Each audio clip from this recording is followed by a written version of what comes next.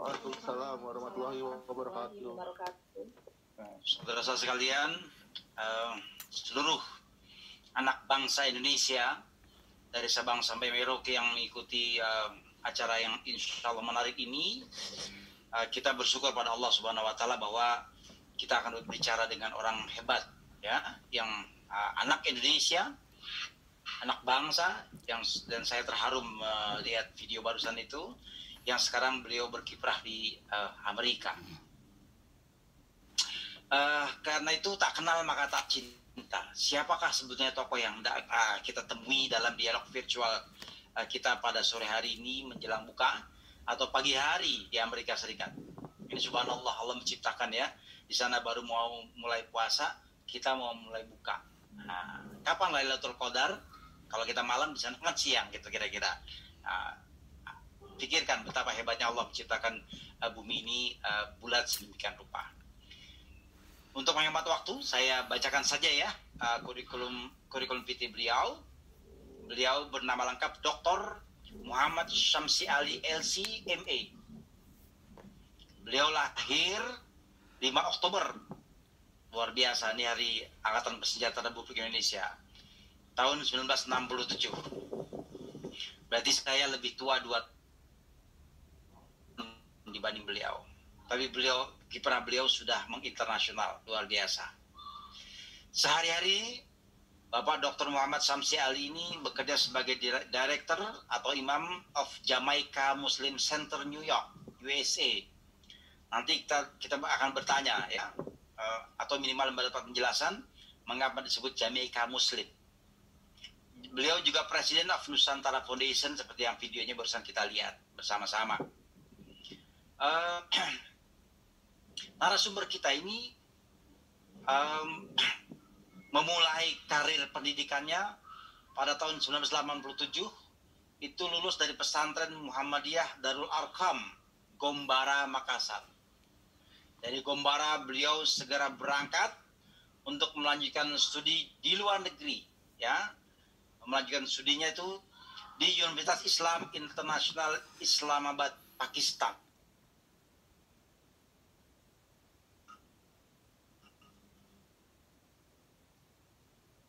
Jadi sejak muda sekali beliau, tahun 94 beliau menamatkan studinya di pasca sarjana Master of Art, jurusan studi perbandingan agama. Itu sebabnya kenapa beliau sangat toleran, ya, siap melakukan interface dialog dengan masyarakat dari berbagai agama di Amerika, karena lulusan beliau studi perbandingan agama dari Universitas Islam Internasional Islamabad, Pakistan juga.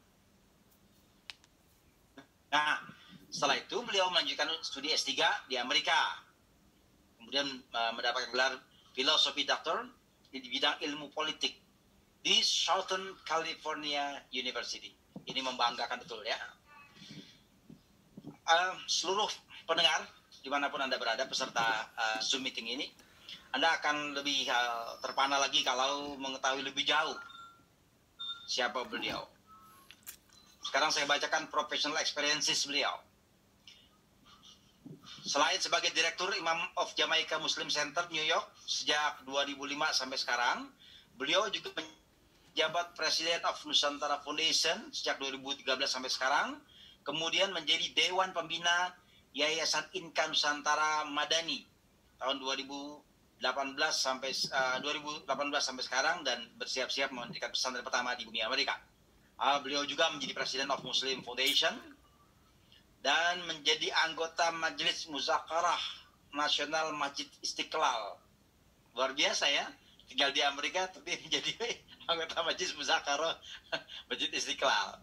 Itu berarti bahwa hubungan komunikasi antara Muslim dunia itu layaknya saudara, ya. Namanya saudara, kayak badan begini. Apa yang dirasakan sakit di kaki pasti dirasakan juga oleh seluruh badan yang lain. Beliau juga menjadi Cultural Sensitivity Trainer New York Police Department atau kepolisian New York.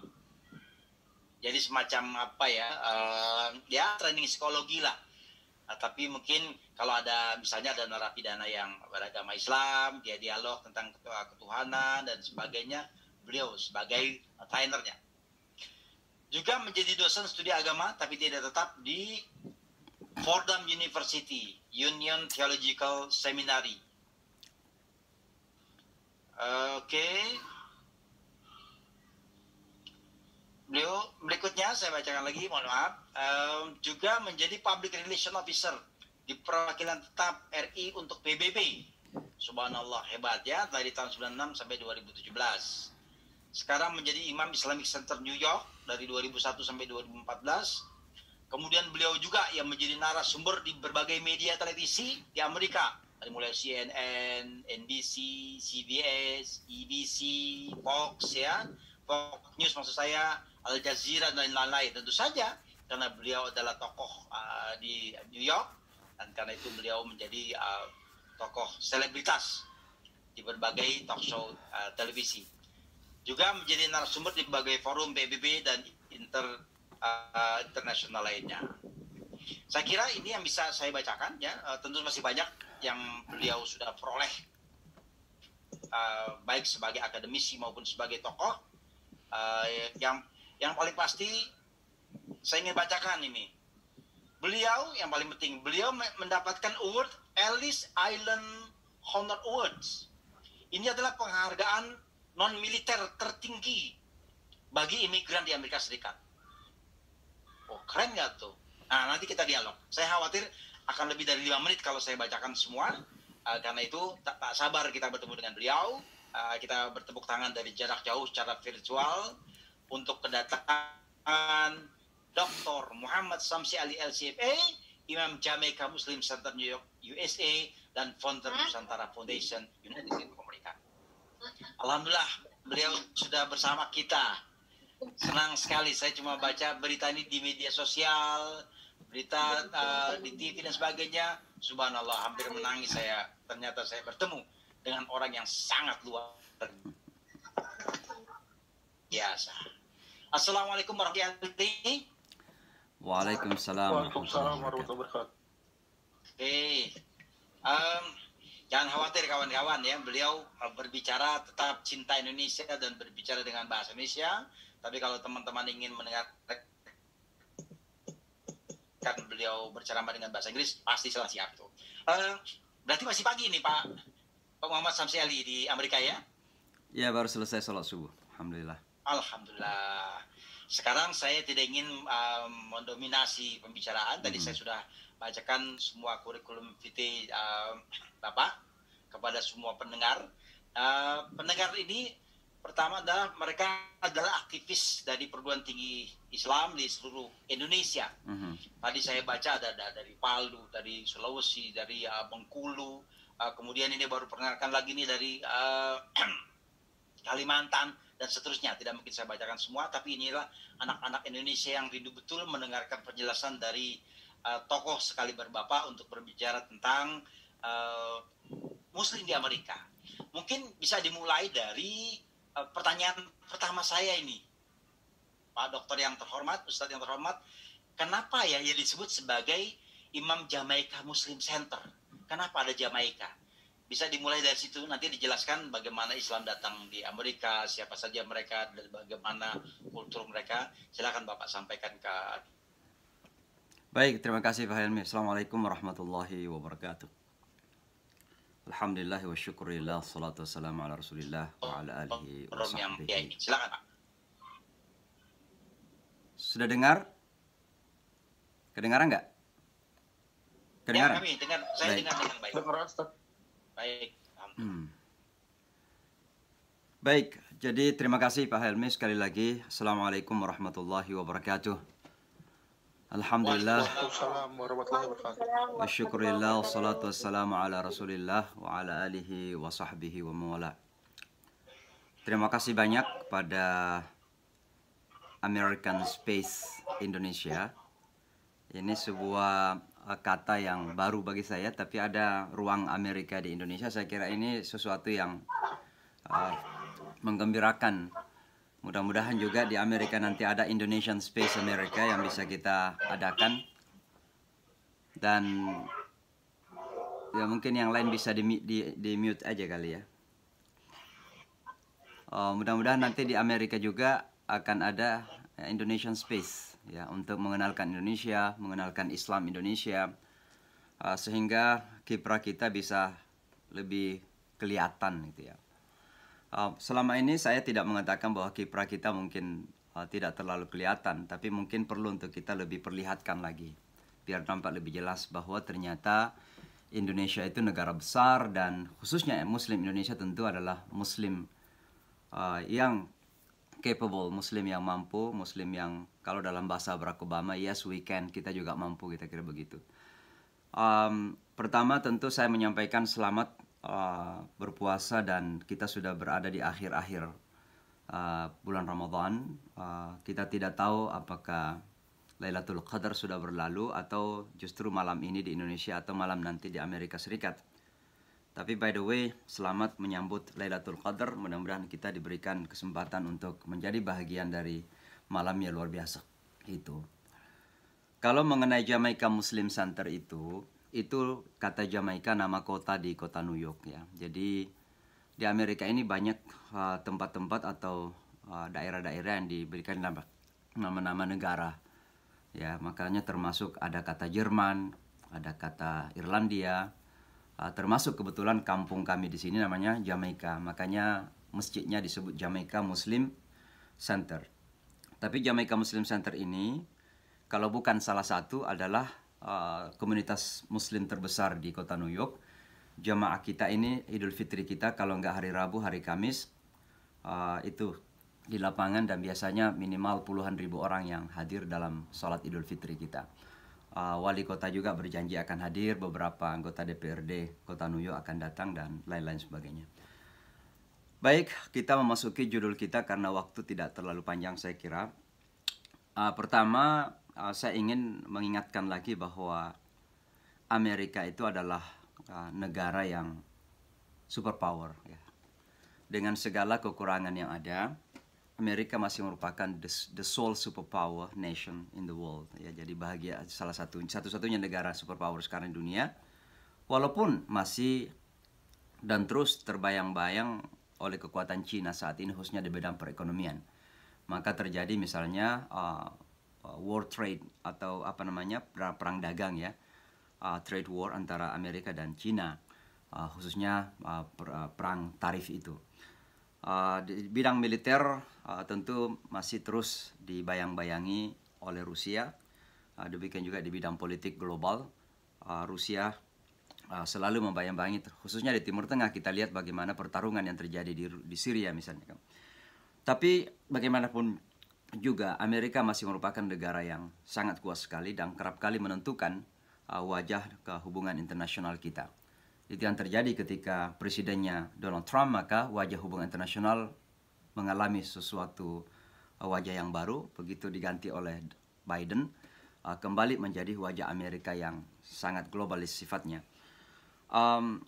Tapi singkatnya Amerika memiliki kekuatan yang luar biasa. Kekuatan ekonomi, memiliki fondasi kekuatan ekonomi yang sangat kuat. Kekuatan militer tentu kita tidak ragukan lagi bahwa pangkalan militer Amerika ada di mana-mana. Dan juga kekuatan politik. Kekuatan politik yang kita masuk adalah sistem politik yang sangat kuat. Sehingga sering saya mengatakan bahwa pergantian kepemimpinan di Amerika itu tidak terlalu banyak mempengaruhi kebijakan secara global ya. Ada kebijakan spesifik yang terkadang mengganggu, misalnya Muslim ban pada zaman Donald Trump, ada upaya pelarangan orang Islam masuk Amerika. Itu cukup mengganggu, tapi itu tidak berhasil karena sistem politik yang kuat. Nah, ketika sistem ini kuat dalam sebuah bangsa, sebuah negara, maka individu-individu itu nggak banyak berpengaruh. Nah, ini beda mungkin di negara kita yang terkadang tergantung kepada siapa yang bos-bos partai gitu loh. Nah, kalau bos partai tersenyum, ya tersenyum negara kita. Tapi kalau bos partai nggak mau salaman, ya negara kita, bangsa kita nggak mau salaman juga kan gitu.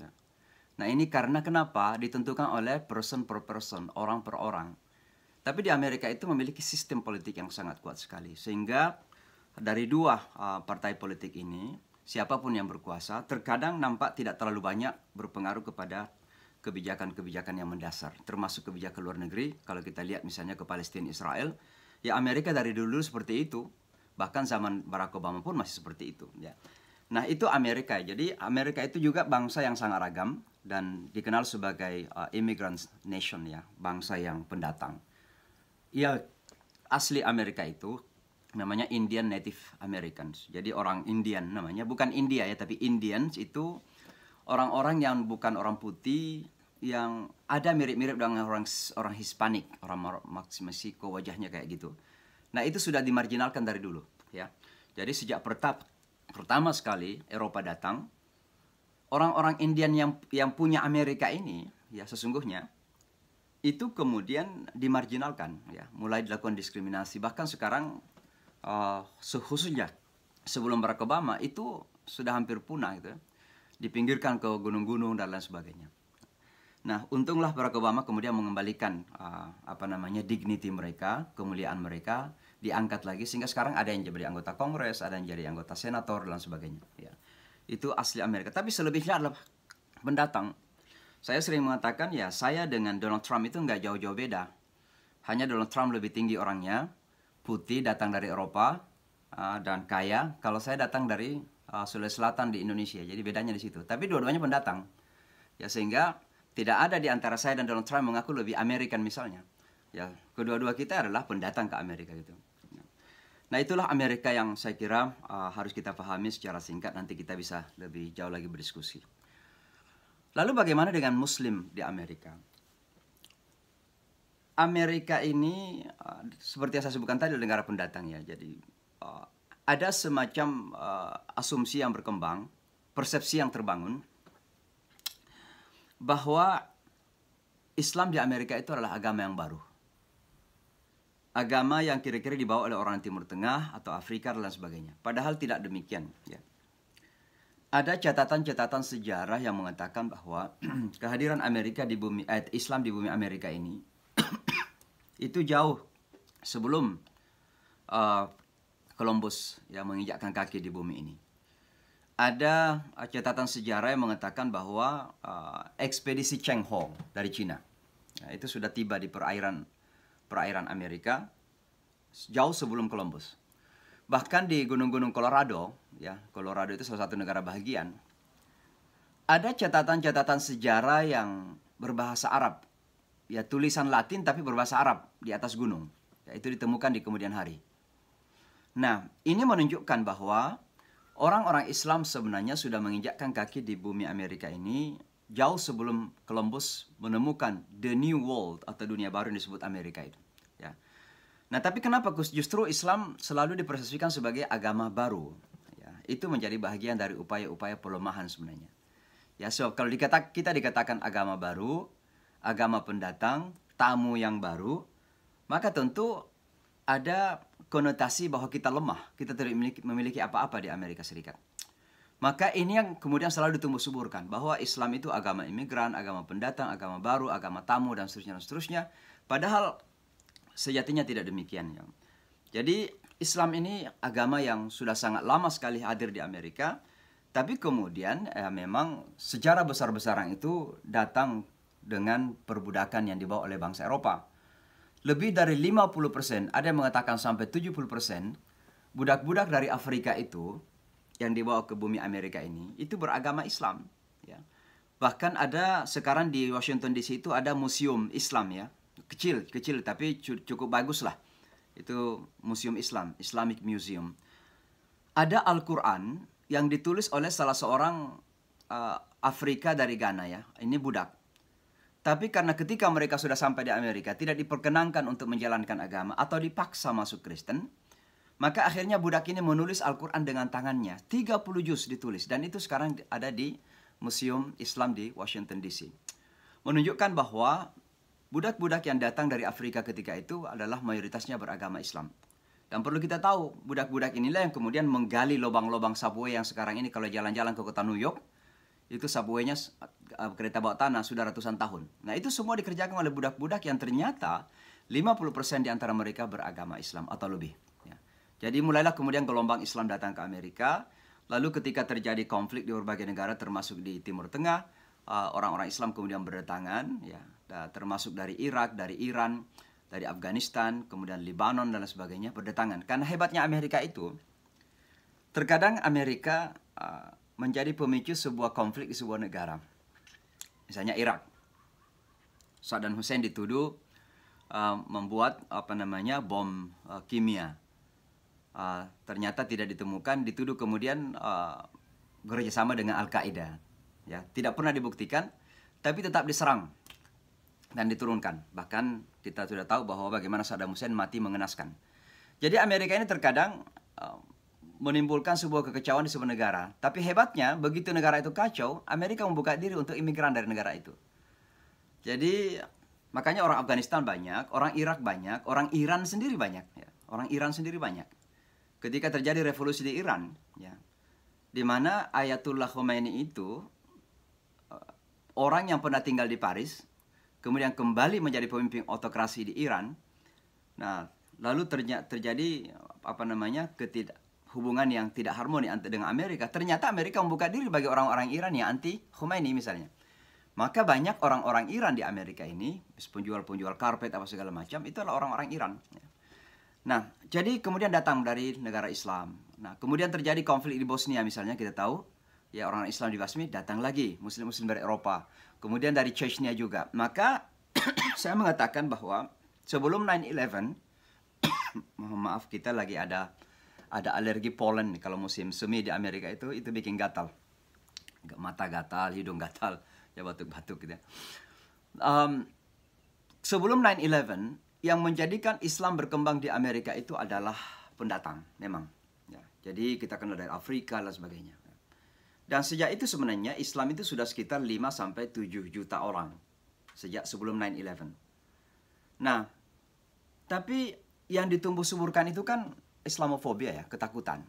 Nah, ketakutan ini tentu disebabkan oleh banyak hal. Tidak perlu saya sebutkan karena itu bukan judul kita. Tapi salah satunya adalah memang ada ketakutan sejarah. Maksudnya apa? Orang Amerika dan Barat tahu bahwa Islam pernah berkuasa di dunia Barat. Khususnya di Spanyol ketika itu. Maka ketika mereka ingat sejarah ini, ada semacam fobia yang terjadi. Salah satunya penyebabnya. Maka melihat perkembangan Islam yang datang ke Amerika ini, ada saja yang kemudian ketakutan. Ya. Islamofobia kemudian berkembang. Puncak Islamofobia itu terjadi ketika ada serangan 9/11 tahun 2001. Ya, ketika itu saya baru sekitar 5 tahun di kota New York, kurang dari 5 tahun. Tapi saya waktu pertama kali datang ke kota New York ini memang salah satu kegiatan utama saya, prioritas, ya, bagian dari dakwah saya adalah membangun relasi dengan komunitas agama-agama lain. Maka saya memang sangat dikenal sebagai imam yang sangat aktif sekali membangun dialog-dialog antar agama. Maka ketika terjadi 9/11 itu, saya kemudian diminta oleh wali kota New York atau kantor wali kota New York untuk mewakili komunitas Muslim dalam banyak sekali acara-acara besar ya setelah 9/11 itu.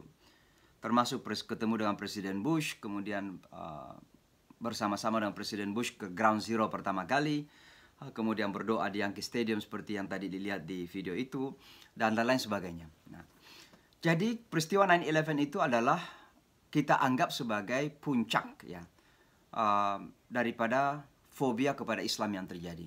Kenapa? Karena Islam betul-betul dianggap sebagai musuh Amerika, musuh dunia Barat. Dan kalau kita menyebut kata Barat itu, artinya dunia yang berkemajuan. Dalam istilah Muhammadiyah, Islam berkemajuan. Jadi ini dunia yang berkemajuan. Maju dalam ekonomi, maju dalam pendidikan, maju dalam ilmu, maju dalam politik, ya demokrasinya maju, menghormati wanita. Sementara lawan dari Barat itu, ya Islam kira-kira begitu. Karena sekarang Islam datang merubuhkan WTC. Maka ketika terjadi serangan ke World Trade Center atau WTC itu betul-betul Islam sangat difahami sebagai agama yang anti peradaban, ya, anti modernitas, anti segala hal yang baik-baik lah, anti HAM, anti demokrasi, anti kebebasan dan sebagainya. Maka betul-betul kami mengalami tantangan luar biasa ketika itu. Ya. Tapi alhamdulillah semua ini bisa berlalu dengan pendekatan-pendekatan yang kita lakukan. Tentu saya menjadi bahagian kecil dari upaya-upaya tersebut. Bagaimana kita menjelaskan kepada bangsa Amerika, termasuk kepada pemerintah Amerika, bahwa serangan 9/11 itu, kalaupun misalnya dilakukan oleh orang Islam seperti yang kita dengarkan selama ini, maka mereka bukan ambasador kita di situ, bukan duta besar kita, bukan wakil kita. Ya. Kita adalah diri kita sendiri. Kalau ada orang Islam yang melakukan kejahatan, maka berarti mereka adalah diri mereka sendiri. Ya. Dan itu yang saya sampaikan kepada Presiden Bush ketika ketemu pertama kali, ya, waktu ke Ground Zero. Nah, saya bersalaman dengan beliau, saya menyampaikan, Mr. President, ini salah satu dari 3 hal yang saya sampaikan, ya. Mr. President, sesungguhnya serangan 9/11 ini, tidak ada hubungannya dengan agama dan komunitas kami. Tidak ada hubungannya dengan agama dan komunitas kami. Dan Presiden Bush ternyata menerima itu. Ya. Beliau menerima dan datang ke Islamic Center di Washington DC mengatakan bahwa Islam itu agama damai walaupun ada orang Islam yang tidak mau damai. Ya. Kenyataannya memang ada orang Islam juga yang tahunya marah-marah terus kan. Nggak apa-apa. Tapi yang pasti bahwa Islam sudah dinyatakan sebagai agama damai oleh Presiden Amerika ketika itu. Nah, singkat cerita, Islam ternyata terbuka, diekspos sedemikian rupa oleh khususnya media. Ya, khususnya media. Nah, kenapa tadi disebutkan bahwa saya banyak menjadi narasumber di media, itu juga tidak terlepas dari bahagian dari 9/11. Ya, karena sebelum 9/11, ya, tahun 2001, yang banyak mewakili kita di media itu ya kalau nggak Yahudi ya Kristen gitu. Berbicara tentang Islam kan lucu ya. Itu kenyataan. Karena banyak profesor-profesor Islam di universitas-universitas Amerika itu non-Muslim gitu. Nah, ketika terjadi 9/11, saya termasuk orang yang memaksakan diri untuk bisa tampil di media. Ya. Padahal ketika itu saya baru 5 tahun di Amerika. Namanya juga baru 5 tahun ya bahasa Inggris saya bahasa Inggris Makassar gitu. Ya, jadi Inggris Makassar lah kira-kira begitu ya. Biasanya dipaksakan. Harus berpura-pura ikut-ikut aksen Amerika gitu ya. Nah, saya tampil di media ya. Tapi alhamdulillah ternyata bisa kita tembus itu. Bahkan salah satu media yang paling anti-Islam itu namanya Fox News. Fox News ini cukup anti-Islam. Rata-rata memihak kepada Republikan yang konservatif ya. Anti-imigran ya. Tapi alhamdulillah kita juga bisa tembus di situ. Walaupun memang tidak mudah ketika kita menghadapi media massa di Amerika Serikat. Ya. Nah, apa yang terjadi selanjutnya? Islam ternyata semakin dikenal. Ya. Maka mungkin pernah dengarkan bahwa Al-Quran itu menjadi buku terlaris di Amerika pasca 9/11. Ya memang benar. Bukan hanya terlaris, habis Al-Quran dibeli itu di toko-toko buku. Bukan hanya toko buku di pinggir jalan, toko buku internet namanya Amazon, ya Amazon.com itu yang sekarang paling kaya orangnya. Itu buku Islam Al-Quran pun habis dibeli. Kenapa? Karena orang memang ingin tahu apa itu Islam. Nah, singkat cerita, orang Amerika itu kan karakternya ada 3 minimal yang saya ingin sebutkan. Pertama, orangnya ramah-ramah. Ya. Jadi jangan terkejut kalau di jalan kita berpapasan dengan orang nggak kenal, tiba-tiba bilang saja, hey, how are you? Gitu. Biasa begitu orang Amerika, ramah ya. Apakah itu sungguh-sungguh atau itu basa-basi kita nggak tahu. Yang penting kan orangnya memang ramah. Gitu. Nah tentu kita orang Indonesia tidak kalah lah. Ya. Dan ini jangan sampai berubah, tidak mau lagi senyum, karena terkadang kita orang Indonesia itu. Nah, yang kedua, orang Amerika itu kan memiliki keterbukaan yang sangat luar biasa, open-minded, ya. Jadi keterbukaan, terkadang apa saja yang sampai itu terkadang cepat diterima. Makanya yang mempengaruhi Amerika itu media massa. Karena informasi begitu kuat membentuk opini gitu. Ya, terbuka kepada media, terbuka kepada informasi. Maka Islam ini begitu namanya disebut di mana-mana, menjadi sumber terorisme segala macam, ya orang Amerika kan terbuka. Diterima begitu saja. Tapi ada satu lagi. Orang Amerika itu memiliki curiosity, keingintahuan yang tinggi.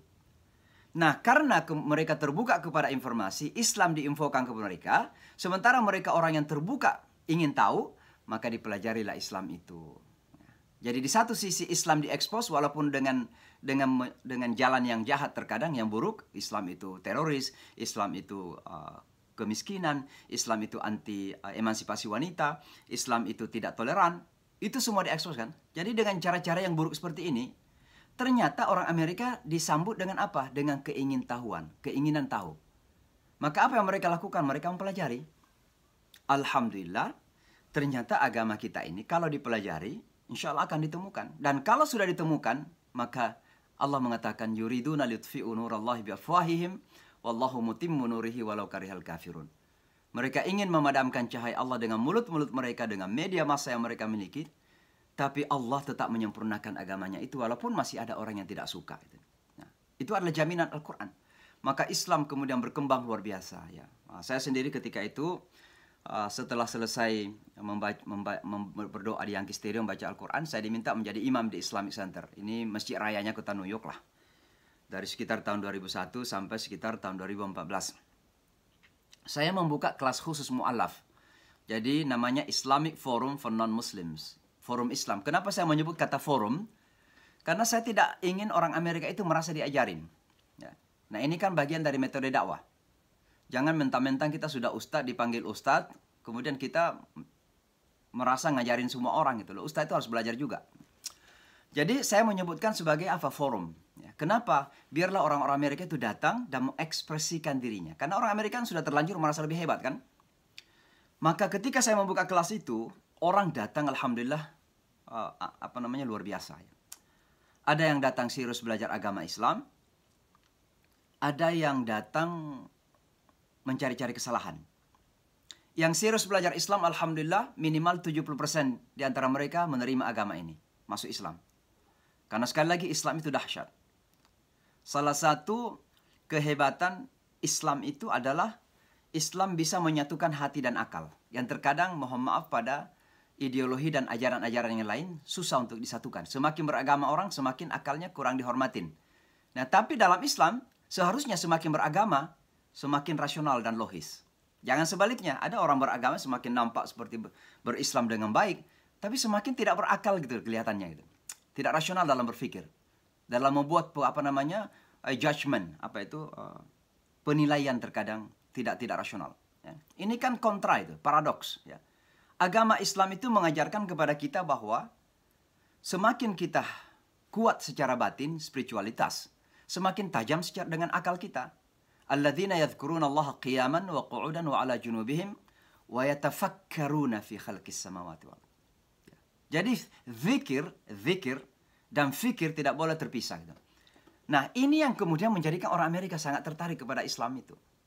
Baru menemukan sebuah agama yang sangat rasional, sangat logis, tapi juga bisa memenuhi kebutuhan batin. Karena orang Amerika ini kosong secara batin. Ya. Maka sekali lagi Islam berkembang luar biasa. Ya.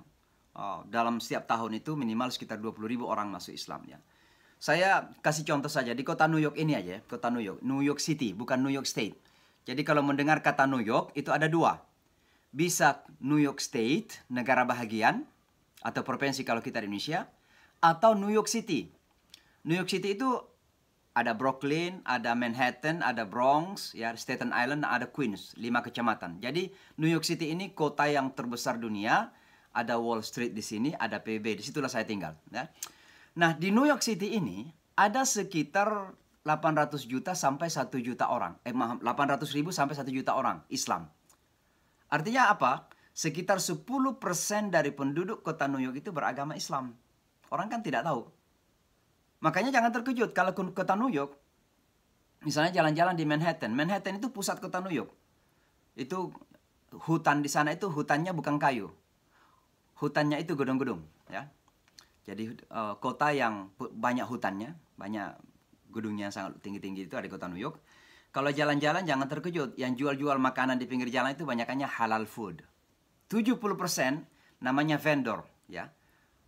Penjual makanan yang pakai gerobak itu 70% beragama Islam. Dan teman-teman kita ini luar biasa bangganya beragama Islam. Terkadang sambil jual makanan halal itu, dan itu antrian. Kenapa antrian? Pertama karena fresh, dagingnya langsung dari halal dipotong, kemudian dimasak. Beda dengan McDonald.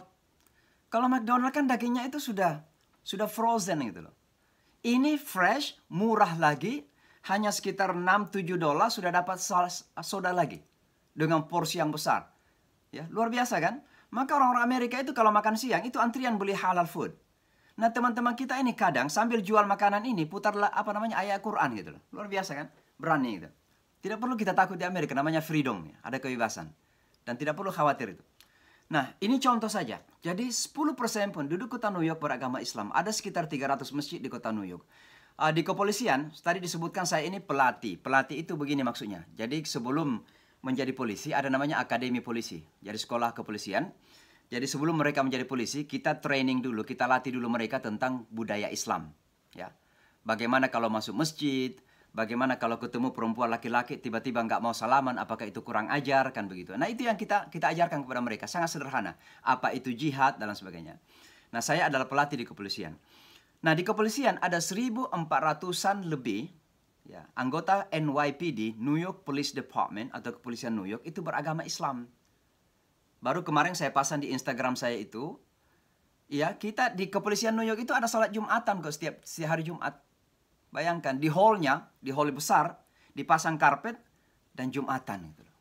Saya nggak tahu di kantor besar kepolisian kita ada masjid nggak gitu. Nah, di New York itu ada.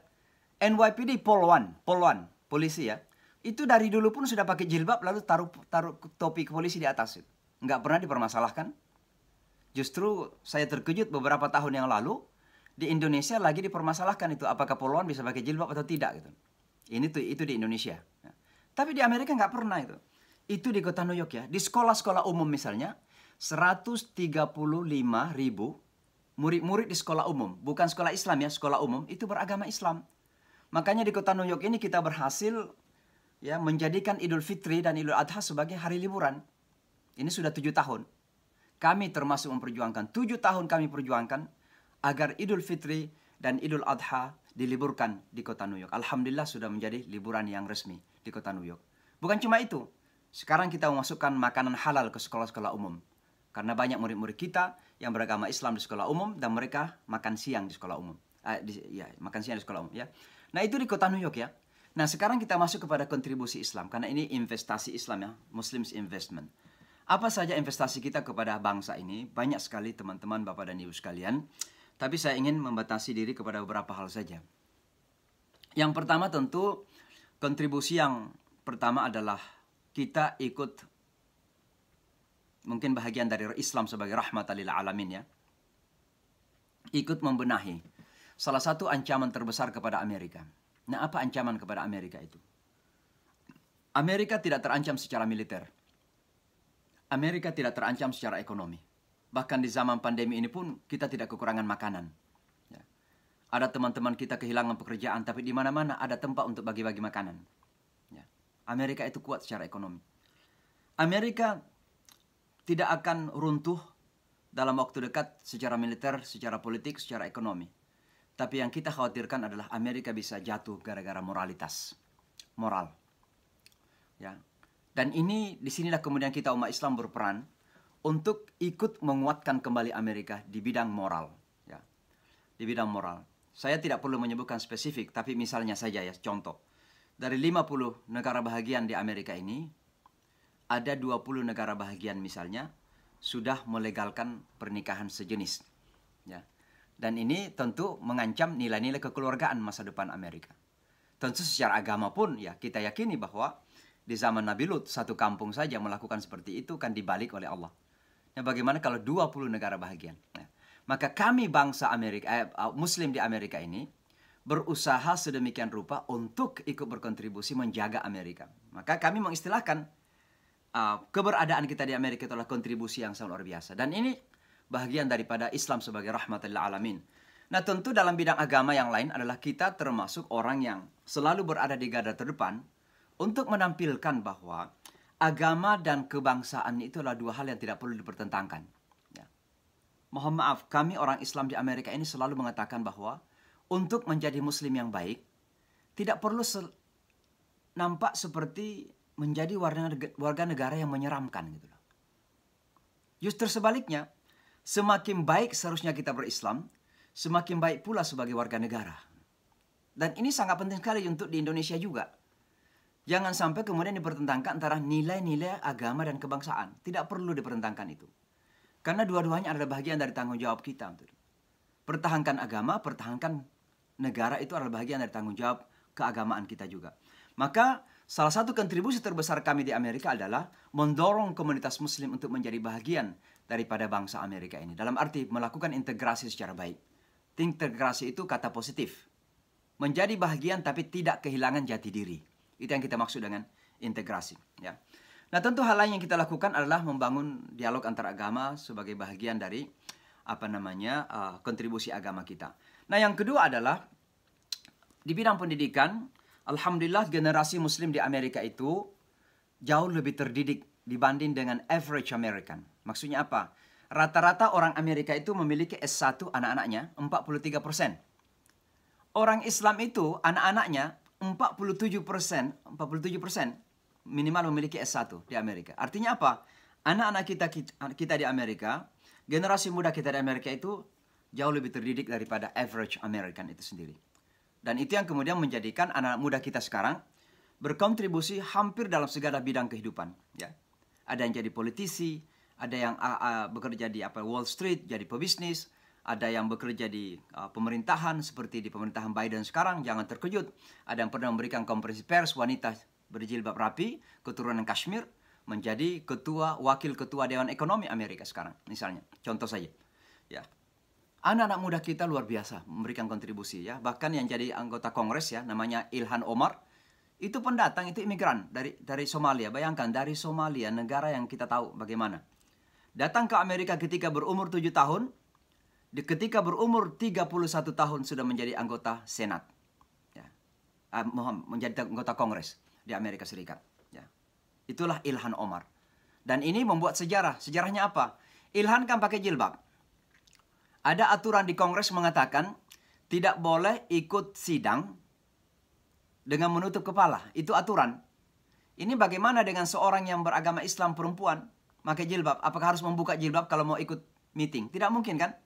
Akhirnya Kongres merubah aturannya sendiri gara-gara satu orang Islam yang menjadi anggota Kongres, namanya Ilhan Omar itu. Ini sejarah yang kita buat terus-menerus. Di bidang ekonomi, alhamdulillah, ya Muslim Amerika itu banyak sekali terlibat dalam bidang perekonomian menengah ke bawah. Sekali lagi jangan terkejut kalau ke kota New York di mana-mana ada halal store, ya. Toko-toko yang halal ada di mana-mana. Halal meat, halal dari Timur Tengah, banyak yang buka toko dan sebagainya. Demikian juga di bisnis-bisnis yang besar. Sebenarnya banyak teman-teman kita yang sudah terlibat dalam bisnis besar yang terkadang tidak nampak sebagai Muslim, padahal mereka Muslim. Saya tidak tahu kalau teman-teman di Indonesia tahu kalau CEO dari Ethan Allen itu salah satu bisnis furniture yang sangat terkenal di Amerika. Itu CEO-nya yang punya itu orang Islam keturunan Pakistan itu. Dan saya pernah bersama beliau ke Indonesia, ya, karena sama-sama di Jewish Muslim Council. Ya, kita ada organisasi Jewish Muslim dan saya adalah anggota di situ. Beliau adalah ketuanya di situ. Salah satu dari ketuanya, 2 ketuanya. Maka kita pernah ke Indonesia bersama-sama. Ini orang yang sangat kaya, orang yang sukses dalam bisnis, tapi tidak terlalu dikenal sebagai orang Islam. Padahal beliau komitmen Islamnya luar biasa. Artinya apa? Di bidang ekonomi orang Islam juga sangat-sangat mengambil bahagian. Di bidang politik tentunya ini yang paling penting bagi kami sekarang dan menjadi agenda utama komunitas Muslim di Amerika. Bagaimana menjadikan Muslim Amerika sebagai bahagian mainstream dari gerakan politik di Amerika Serikat. Kita kenal bahwa di Amerika itu ada 2 partai politik besar. Yang pertama Republikan, yang kedua Demokrat, atau Demokrat dan Republikan. Secara tradisional, biasanya orang Islam itu ada di Demokrat. Pertanyaan teman-teman, kenapa di Demokrat? Padahal Demokrat ini kan acuan politiknya liberal. Artinya bebas, tanpa batas. Kita memilih Demokrat karena Demokrat memberikan kebebasan dan ruang yang sama kepada semua. Yang kita harapkan itu ruang yang sama. Di sanalah kemudian kita akan berkompetisi, menampilkan nilai-nilai kita. Tapi Republikan, walaupun konservatif, tapi Republikan itu anti-imigran, anti-Islam. Tidak suka kepada orang Islam ini. Dan oleh karenanya kita lebih memilih ikut kepada Demokrat. Apalagi Republikan mau selalu menghasilkan pemimpin-pemimpin yang cenderung dianggap anti-Islam. Termasuk Presiden Bush tahun 2001. Bagaimana Presiden Bush menyerang Irak, menyerang Afghanistan ketika itu dan sebagainya. Nah ini dianggap sebagai bagian dari anti-Islam. Karena war on terror, peperangan kepada terorisme ketika itu banyak difahami sebagai war on Islam. Ya, peperangan kepada Islam. Karena berusaha untuk dibasmi kekuatan-kekuatan Islam khususnya yang ada di Timur Tengah itu. Ya.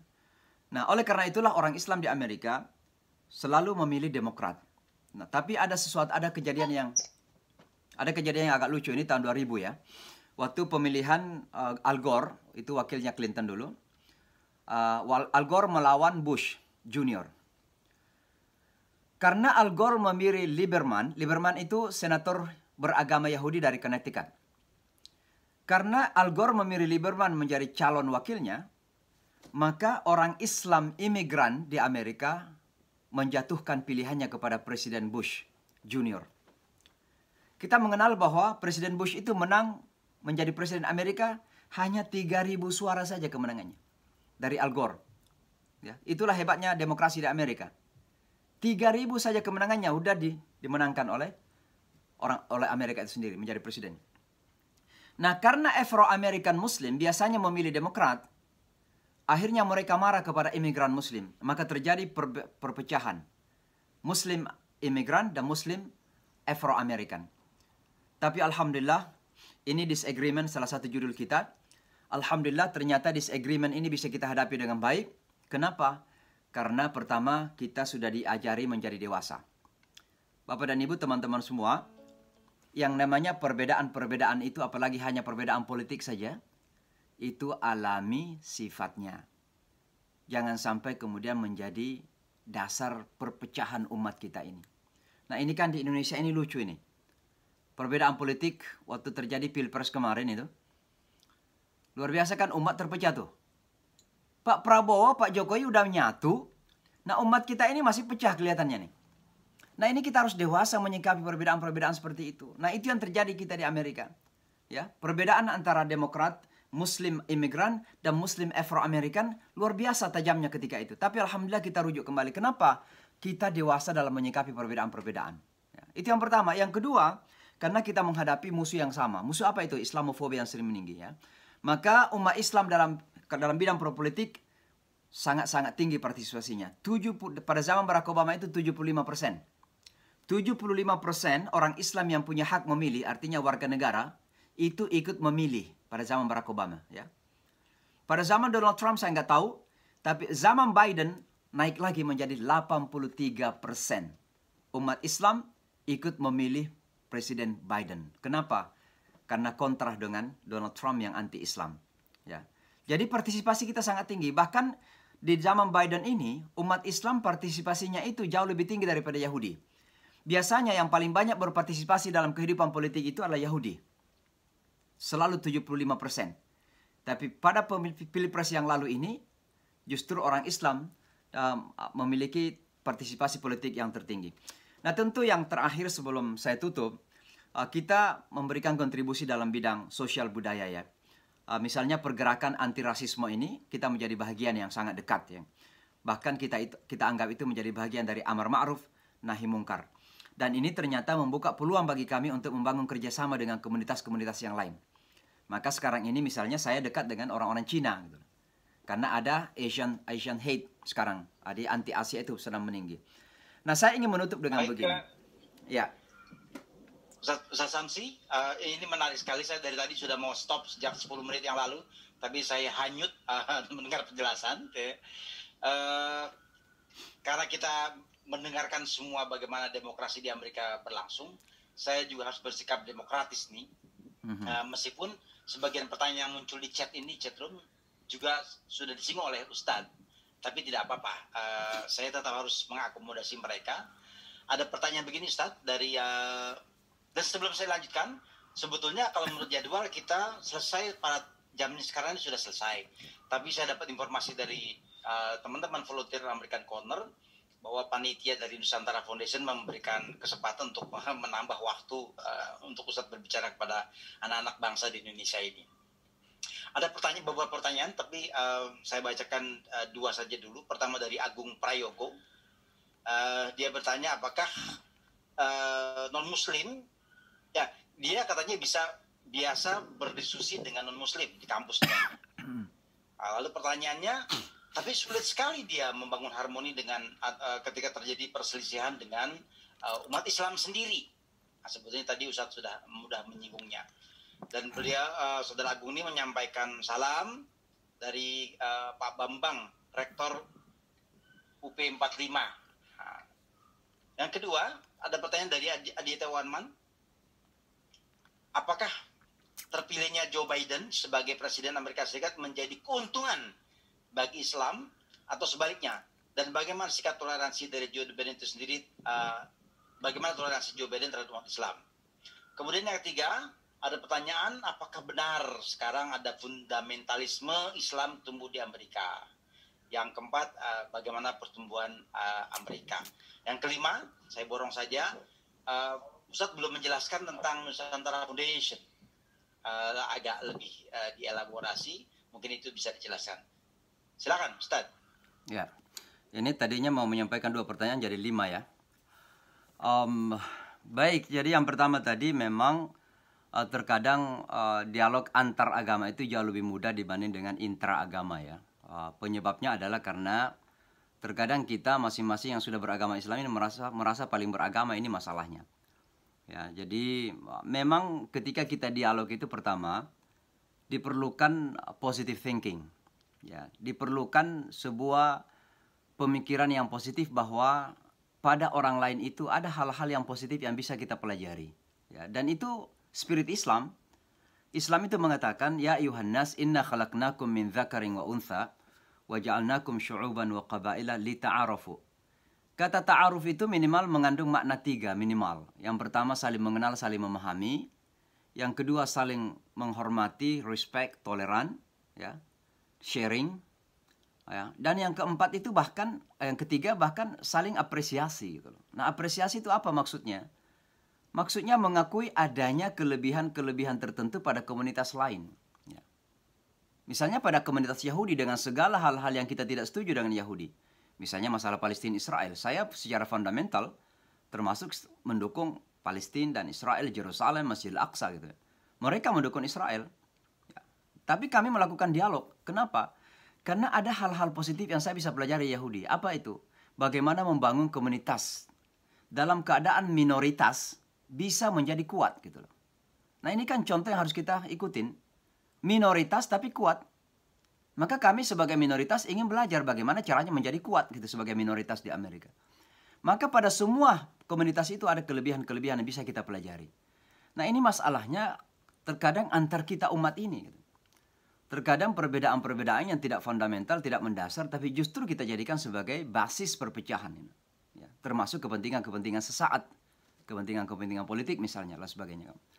Jadi mari kita belajar dewasa, dan mari kita belajar melihat kepentingan lebih bersifat common ground, ya, pijakan kita bersama. Nah, yang kedua tadi, karena banyak saya agak lupa, apa yang kedua tadi ya?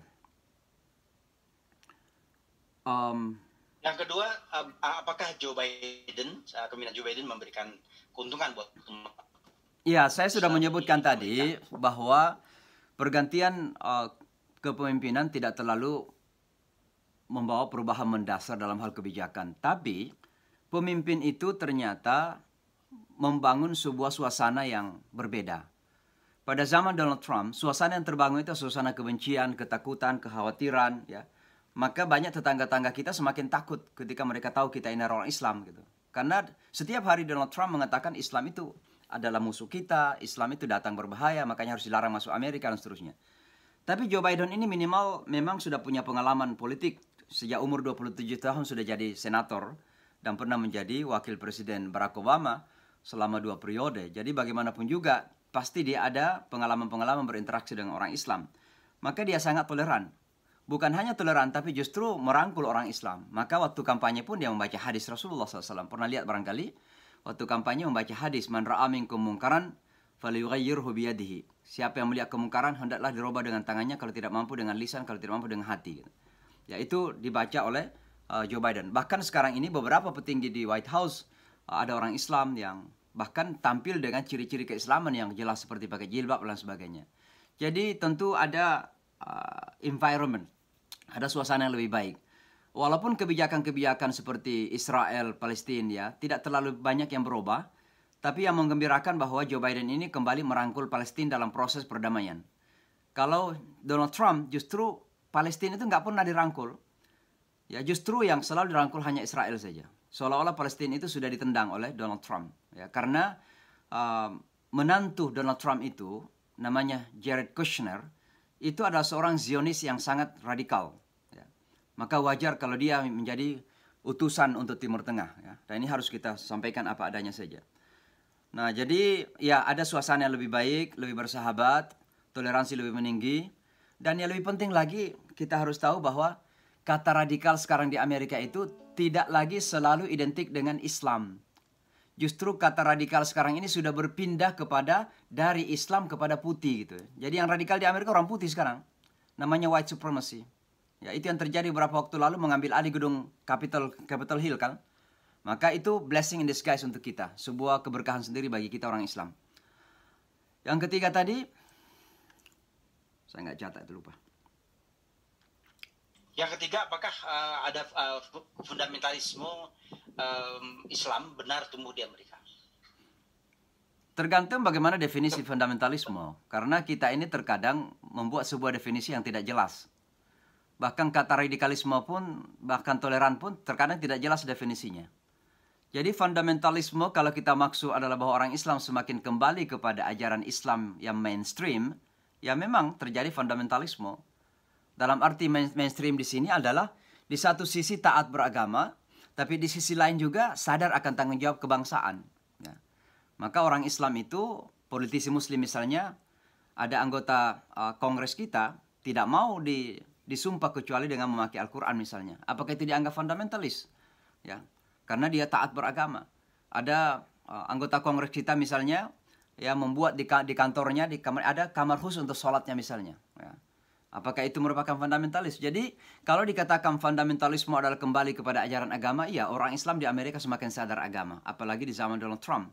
Semakin kita tertantang, semakin kita sadar bahwa kita memiliki identitas tersendiri yang harus kita tampilkan.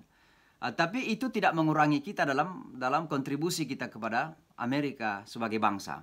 Bagaimana kita berkontribusi dalam politik, dalam kultur, dalam budaya, dalam seni, dalam segala bidang kehidupan, menjadi bagian dari bangsa Amerika untuk menjadikan bangsa dan negara ini menjadi bangsa dan negara yang lebih baik lagi. Ya, jadi kita tidak pernah beritikat buruk untuk melihat Amerika hancur. Saya justru ingin melihat Amerika lebih kuat. Kenapa? Karena kalau Amerika kuat dan Islam kuat, maka ini akan dahsyat kepada dunia Islam. Kalau Amerika pada saat sekarang ini saja punya pengaruh luar biasa kepada dunia Islam, bagaimana nanti kalau kita bisa warnai Amerika itu dengan warna Islam? Tentu akan lebih positif di dalam kebijakan-kebijakan Amerika kepada dunia Islam.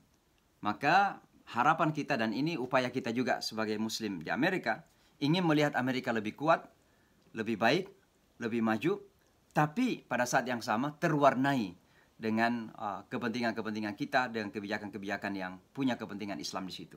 Itu adalah strategi dakwah kita sesungguhnya.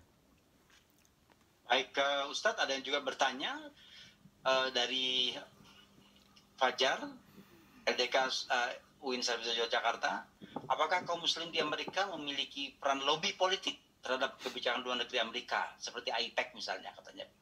Kita memulai, lobby-lobby kita ada. Walaupun AIPAC memang tidak tertandingi ya, karena kekuatan uang. Kita kenal bahwa bank-bank, bisnis-bisnis besar itu masih dikuasai oleh komunitas Yahudi di Amerika Serikat. Maka mereka bisa menggeluturkan dana yang sangat besar. Nah, kita orang Islam juga punya lobby-lobby tapi masih kapasitasnya sangat terbatas. Salah satu hal yang kita lobby sekarang kepada pemerintah Amerika adalah kepentingan teman-teman Uighur Cina. Ya, dan ini kita pakai sebagai kesempatan karena memang Amerika sedang berperang dengan Cina.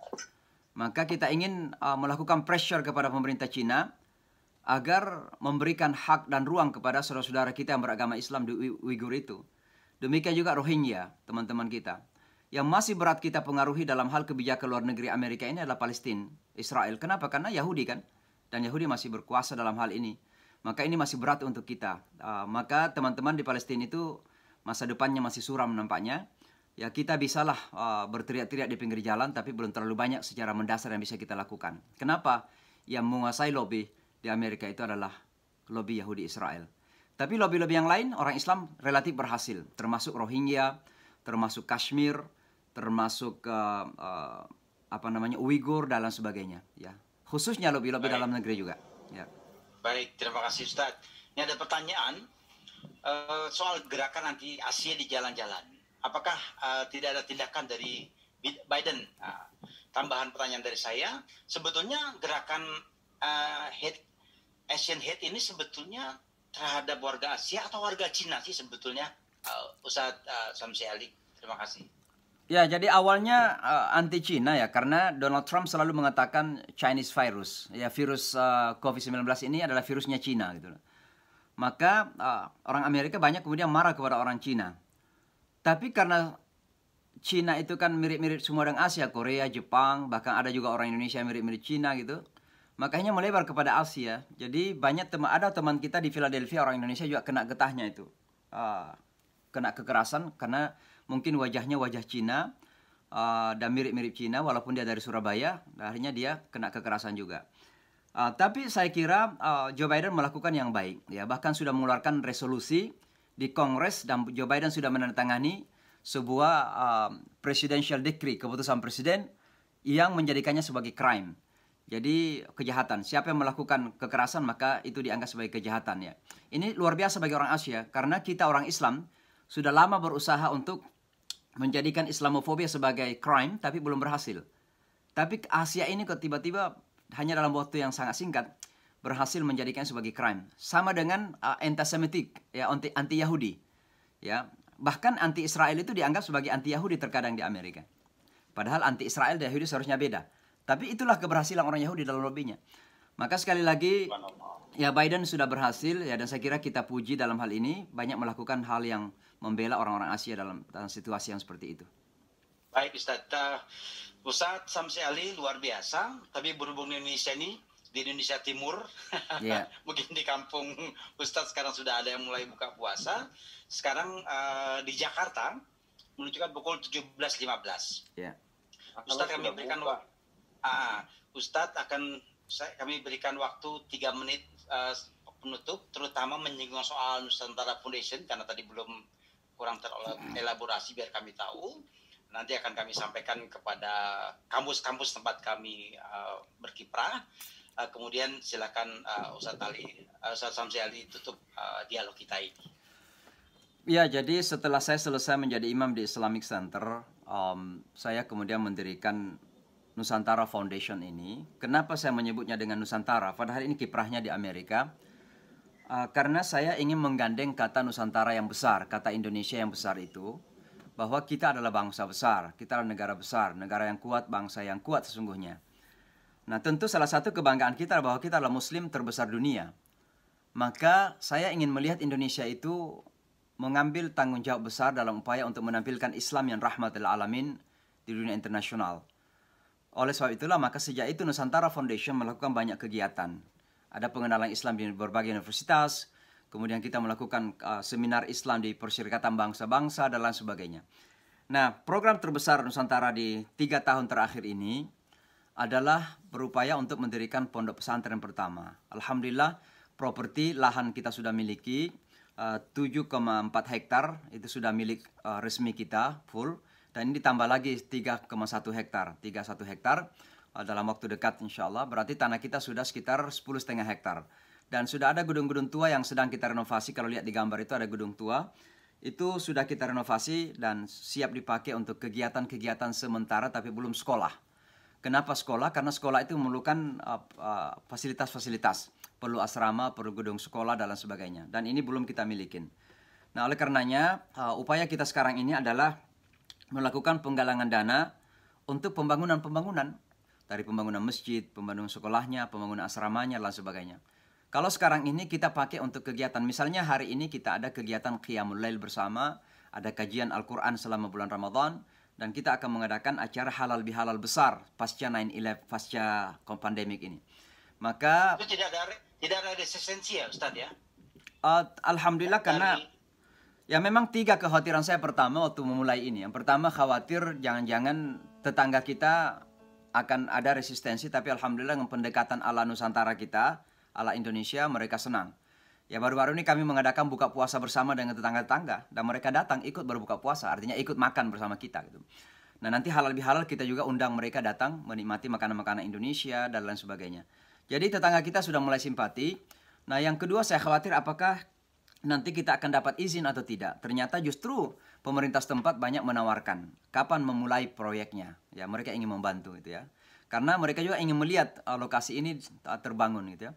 Nah, yang ketiga sebenarnya kekhawatiran saya apakah akan mampu mendapatkan pendanaan untuk membangun. Nah, ini yang masih dalam proses. Walaupun sekarang ini alhamdulillah modalnya lahan dan gedung-gedung tua sudah ada, minimal itu sudah kita miliki. Tapi kita ini ingin membangun fasilitas sesungguhnya. Kenapa saya melakukan fundraising di Indonesia? Karena memang saya ingin menjadikan ini sebagai kontribusi Indonesia. Saya ingin puluhan tahun ke depan, ratusan tahun ke depan bahkan, orang akan mengenal di Amerika bahwa ini loh milik Indonesia dan ini adalah kontribusi Indonesia bagi perkembangan dakwah di Amerika. Jadi jangan selalu Emirat yang apa namanya, orang kalau ada proyek Islam pasti di Qatar, Emirat, Saudi dan sebagainya. Kapan Indonesia bisa dikenal gitu. Makanya saya ingin melakukan fundraising Indonesia ini untuk membesarkan nama Indonesia sesungguhnya. Luar biasa. Baik, terima kasih Ustaz Samsi Ali, Muhammad Samsi Ali, luar biasa. Kami mendapatkan banyak sekali ilmu. Mudah-mudahan semua yang mendengarkan ceramah Ustaz ini terinspirasi dan terpanggil untuk membawa nama Nusantara juga bisa berkiprah di dunia internasional. Doa kami dari Indonesia, mudah-mudahan perjuangan Ustaz mendapatkan pertolongan dari Allah Subhanahu wa taala. Dimudahkan masyarakat sekitar mendukung pesantren itu, kemudian pemerintah setempat tidak mempersulitnya, dan insya Allah santri berdatangan dari segala penjuru dunia. Amin. Terutama umat Islam yang di Amerika sekarang ada. Saya tidak berpanjang-panjang, ini adalah sebuah dialog yang sangat beneficial buat kami semua, dan karena itu mudah-mudahan kita bisa lanjutkan silaturahmi kita di dalam kesempatan yang lain. Saya kembalikan kepada Master of Ceremony untuk menutup acara yang sangat penuh berkah Allah Subhanahu wa taala ini.